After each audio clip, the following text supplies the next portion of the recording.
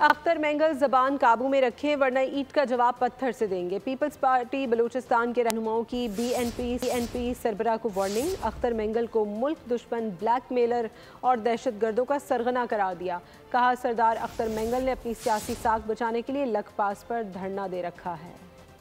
Peoples party Balochistan के रहनुमाओं के अख्तर मेंगल पर तनकीदी वार।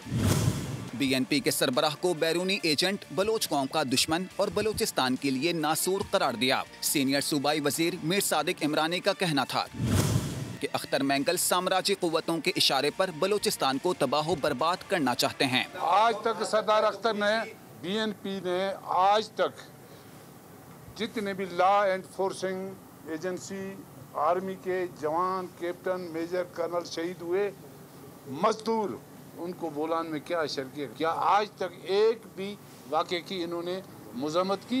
अख्तर मेंगल अपनी जबान काबू में रखें वरना ईंट का जवाब पत्थर से देंगे। सूबाई वज़रा ने वार्निंग दे दी। अख्तर जान मेंगल साहब को ये कहते हैं कि आप अपनी सियासत करें, परफॉर्मेंस की बुनियाद पे करें, आप जमहूरी एहतिजाज करें, वो आपका हक है, लेकिन इस तरीक़ों से हुकूमत को ब्लैकमेल करना, ये हुकूमत ब्लैकमेल नहीं होगी। इन चीज़ों से गवर्नमेंट अपनी रिट स्टैब्लिश करेगी हर सूरत में।